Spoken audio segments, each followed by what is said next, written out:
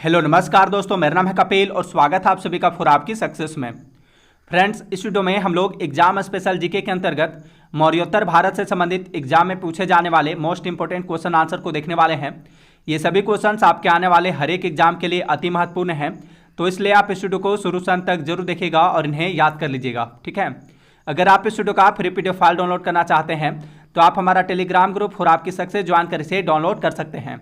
Telegram group join करने का link इस वीडियो के डिस्क्रिप्शन बॉक्स में दिया हुआ है। ओके, तो चलिए अब क्वेश्चन की ओर बढ़ते हैं। हमारा पहला प्रश्न है, निम्नलिखित में से कौन सी प्राचीनतम स्मृति है? आंसर है मनुस्मृति। मनुस्मृति जो है सबसे प्राचीनतम स्मृति है। मनुस्मृति के रचनाकार कौन है? तो इसके रचनाकार हैं मनु। क्वेश्चन नंबर 2 है, मगध में शाही मौर्यों के ठीक बाद उत्तराधिकारी कौन थे? तो मौर्यों के ठीक बाद मगध पर शुंग राजवंश ने शासन किया था। 185 ईसा पूर्व में अंतिम मौर्य शासक बृहद्रथ की हत्या करके पुष्यमित्र शुंग ने शुंग वंश की स्थापना की थी। क्वेश्चन नंबर 3 है, गौतमी पुत्र सातकर्णी किस वंश का शासक था? आंसर है सातवाहन वंश का।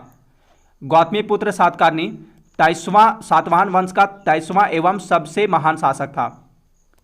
क्वेश्चन नंबर 4 है, सातवाहनों के अधिकतर सिक्के किस धातु के मिले हैं? तो देखिए, सातवाहनों के अधिकतर जो सिक्के हैं वे शीशे के मिले हैं। ठीक है, शीशे धातु के। क्वेश्चन नंबर 5 है, शक संवत जो 78 ईस्वी से प्रारंभ होता है प्रकट करता है, तो यह कनिष्क का शासन प्रकट करता है। शक संवत को किसने चलाया था? तो शक संवत को कनिष्क ने चलाया था। कब? अपने राजारोहण के समय 78 ईस्वी में। क्वेश्चन नंबर 6 है, भारतीय राष्ट्रीय पंचांग किस नाम से जाना जाता है? तो भारतीय राष्ट्रीय पंचांग जो है शक संवत के नाम से जाना जाता है। भारतीय संविधान ने शक संवत को राष्ट्रीय पंचांग के रूप में कब अपनाया था? 22 मार्च 1957 को अपनाया था। क्वेश्चन नंबर 7 है, शक संवत किस वर्ष से शुरू हुआ? तो शक संवत जो है ईसा की जन्म के 78 वर्ष बाद शुरू हुआ था। क्वेश्चन नंबर 8 है, शक पंचांग का प्रथम मास होता है। तो देखिए, शक पंचांग का प्रथम महीना, प्रथम मास जो है चैत्र होता है और अंतिम महीना जो है फाल्गुन होता है। क्वेश्चन नंबर 9 है, हेलियोडोरस के बेसनगर अभिलेख से उल्लेख होता है। तो हेलियोडोरस के बेसनगर अभिलेख से वासुदेव का उल्लेख होता है। क्वेश्चन नंबर 10 है, प्राचीन भारत में चिकित्सा शास्त्र पर ग्रंथ लिखा था। किसने लिखा था? चरक ने लिखा था। देखिए, चरक जो थे, चरक कुषाण शासक कनिष्क के राज्य वैद्य थे। इन्होंने चिकित्सा शास्त्र या औषधि शास्त्र पर चरक संहिता नामक ग्रंथ लिखा था। चरक संहिता को भारतीय चिकित्सा शास्त्र का विश्वकोश माना जाता है। क्वेश्चन नंबर 11 है, आयुर्वेद का जनक किन्हें कहा जाता है? तो आयुर्वेद का जनक चरक को कहा जाता है। क्वेश्चन नंबर 12 है, ईसा पूर्व द्वितीय सदी में कागज बनाने की कला को किसने खोजा?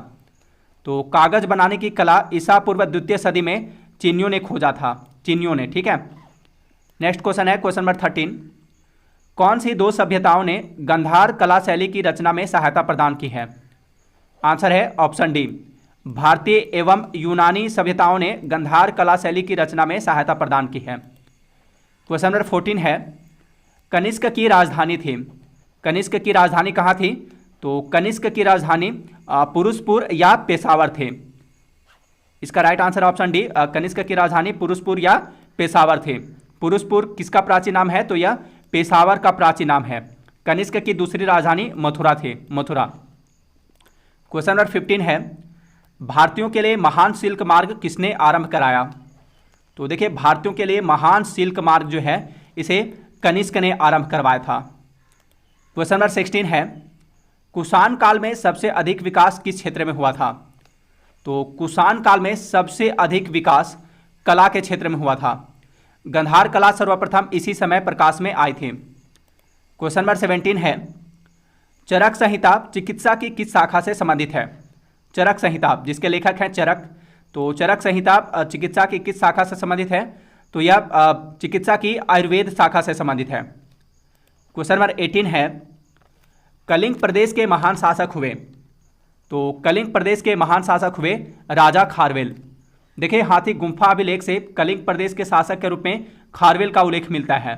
खारवेल किस वंश का शासक था? तो वह चेदी वंश का शासक था। प्राचीन काल में कलिंग प्रदेश कहाँ से था?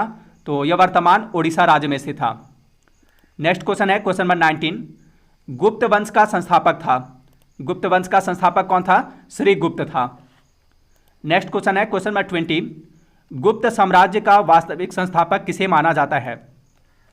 तो देखिए गुप्त वंश का वास्तविक संस्थापक जो है चंद्रगुप्त प्रथम को माना जाता है। ठीक है। नेक्स्ट क्वेश्चन है क्वेश्चन नंबर 21, भारत का नेपोलियन किसे कहते हैं? तो भारत का नेपोलियन समुद्रगुप्त को कहा जाता है। भारत का नेपोलियन किसे कहा जाता है? समुद्रगुप्त को कहा जाता है। नेक्स्ट क्वेश्चन है क्वेश्चन नंबर 22, किस गुप्त शासक को विक्रमादित्य की उपाधि दी गई? विक्रमादित्य की उपाधि किस गुप्त शासक को दी गई थी? तो यह उपाधि दी गई थी चंद्रगुप्त द्वितीय को। ठीक है। चंद्रगुप्त द्वितीय को विक्रमादित्य की उपाधि दी गई थी। नेक्स्ट क्वेश्चन है क्वेश्चन नंबर 23, भारतीय संस्कृति का स्वर्ण युग किसे कहा जाता है?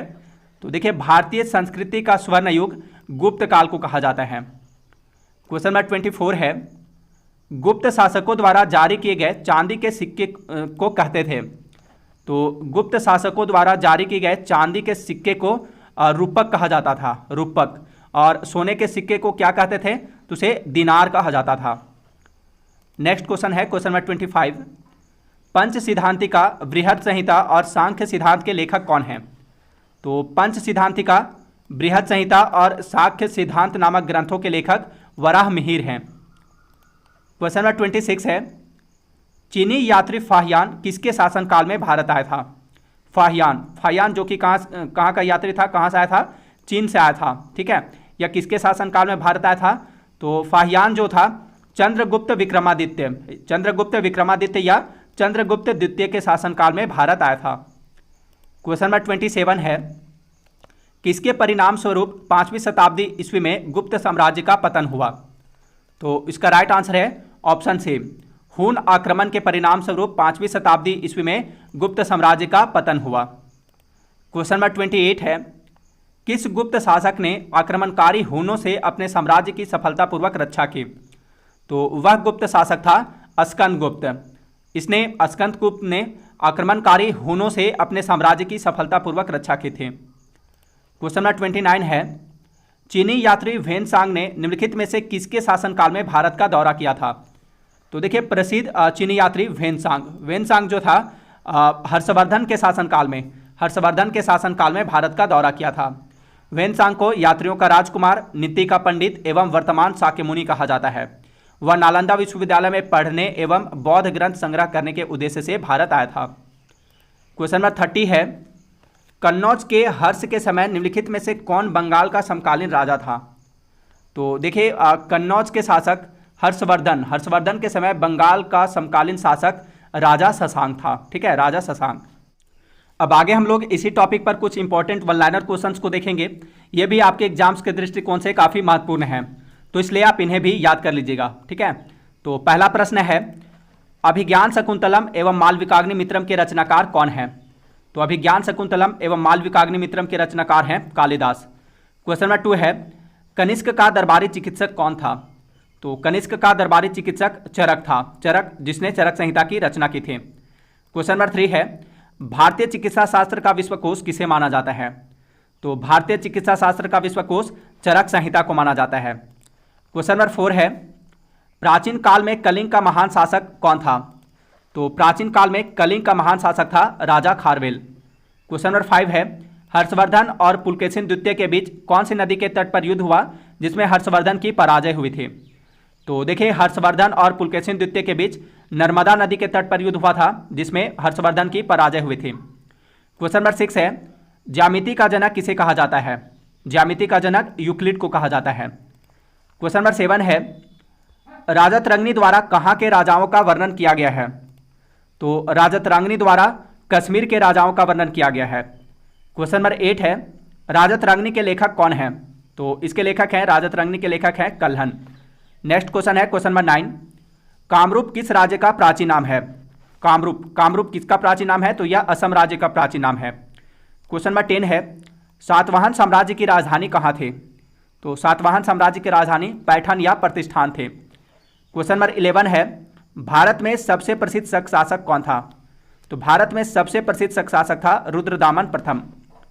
क्वेश्चन नंबर 12 है, भारत में कुषाण साम्राज्य का संस्थापक किसे माना जाता है? तो भारत में कुषाण साम्राज्य का संस्थापक कुजुल कटफिसेस को माना जाता है, कुजुल कटफिसेस को। क्वेश्चन नंबर 13 है, कुषाण वंश का सबसे प्रतापी राजा कौन था? कुषाण वंश का सबसे प्रतापी राजा कनिष्क था। क्वेश्चन नंबर 14 है, बुद्ध चरित के लेखक कौन है? बुद्ध चरित, जिसे बौद्धों का रामायण कहा जाता है, इसके लेखक अश्वघोष हैं। ठीक है, बुद्ध चरित के लेखक कौन है? अश्वघोष हैं। अश्वघोष किसके राजकवि थे? तो ये कनिष्क के राजकवि थे। क्वेश्चन नंबर 15 है, पाल वंश का सर्वाधिक योग्य शासक कौन था? पाल वंश का सर्वाधिक योग्य शासक था राजा धर्मपाल। क्वेश्चन नंबर 16 है, विक्रमशिला विश्वविद्यालय की स्थापना किसने की थी? तो विक्रमशिला विश्वविद्यालय की स्थापना की थी धर्मपाल ने। क्वेश्चन नंबर 16 है, क्वेश्चन नंबर 17 है, नालंदा विश्वविद्यालय की स्थापना किसने की? तो देखिए, नालंदा विश्वविद्यालय की स्थापना कुमारगुप्त ने की थी। नालंदा विश्वविद्यालय एवं विक्रमशिला विश्वविद्यालय को किसने नष्ट कर दिया? तो नालंदा विश्वविद्यालय और विक्रमशिला विश्वविद्यालय को बख्तियार खिलजी ने नष्ट कर दिया है। क्वेश्चन नंबर 19 है, हर्षवर्धन की जीवनी हर्षचरित की रचना किसने की? देखिए, हर्षवर्धन की जीवनी हर्षचरित है। ठीक है, हर्षचरित की रचना बाणभट्ट ने की थी। किसने? बाणभट्ट ने की थी। नेक्स्ट क्वेश्चन है, क्वेश्चन नंबर 20, कादम्बरी के लेखक कौन है? तो कादम्बरी और हर्षचरित, कादम्बरी और हर्षचरित, ये इन दोनों की ही रचना बाणभट्ट ने की थी। कादम्बरी और हर्षचरित के लेखक कौन है? बाणभट्ट हैं। बाणभट्ट, ये जो थे बाणभट्ट हर्षवर्धन के राजकवि थे। क्वेश्चन नंबर 21 है, मेघदूत की रचना किसने की थी? मेघदूत की रचना कालिदास ने की थी। नेक्स्ट क्वेश्चन है, क्वेश्चन नंबर 22, मिहिरकुल किसके प्रमुख शासकों में से एक था? तो मिहिरकुल जो था, मिहिरकुल हुनों का प्रमुख शासक था। ठीक है। क्वेश्चन नंबर 23 है, हरिसेन किसके राजकवि थे? हरिसेन समुद्रगुप्त के राजकवि थे। प्रयाग प्रशस्ति या इलाहाबाद प्रशस्ति लेख की रचना इन्होंने ही की थी, हरिसेन ने ही। क्वेश्चन नंबर 24 है, गुप्त काल में कौन सी भाषा को प्रोत्साहन दिया गया था? तो गुप्त काल में संस्कृत भाषा को प्रोत्साहन दिया गया था। क्वेश्चन नंबर 25 है, योग दर्शन के प्रतिपादक कौन थे? योग दर्शन के प्रतिपादक पतंजलि थे। क्वेश्चन नंबर 26 है, शुंग वंश का अंतिम शासक कौन था? तो शुंग वंश का अंतिम शासक देवभूति था। क्वेश्चन नंबर 27 है, प्राचीन भारत के एक विख्यात चिकित्सक धन्वंतरी किसके दरबार की शोभा बढ़ाते थे? धन्वंतरी किसके दरबार में रहते थे? तो ये चंद्रगुप्त द्वितीय या चंद्रगुप्त विक्रमादित्य के दरबार में रहते थे। क्वेश्चन नंबर 28 है, व्हेनसांग के भ्रमण के दौरान सूती वस्त्र के उत्पादन के लिए सबसे प्रसिद्ध शहर कौन था? तो देखिए, चीनी यात्री जो था व्हेनसांग जो है हर्षवर्धन के शासनकाल में भारत आया था। ठीक है, इसके भ्रमण के दौरान सूती वस्त्र के उत्पादन के लिए सबसे प्रसिद्ध शहर मथुरा था। क्वेश्चन नंबर 29 है, इलाहाबाद प्रशस्ति किसने लिखी है? तो इलाहाबाद प्रशस्ति या प्रयाग प्रशस्ति इसे हरिसेन ने लिखी है। क्वेश्चन नंबर 30 है, संस्कृत नाटक मृच्छकटिकम किसके द्वारा लिखा गया है? तो मृच्छकटिकम जो है इसे शूद्रक के द्वारा लिखा गया है। क्वेश्चन नंबर 31 है, सातवाहन राजवंश की स्थापना किसने की थी? सातवाहन राजवंश की स्थापना सिमुक ने की थी। क्वेश्चन नंबर 32 है, वासवदत्त के लेखक कौन हैं? तो इसके लेखक हैं भास।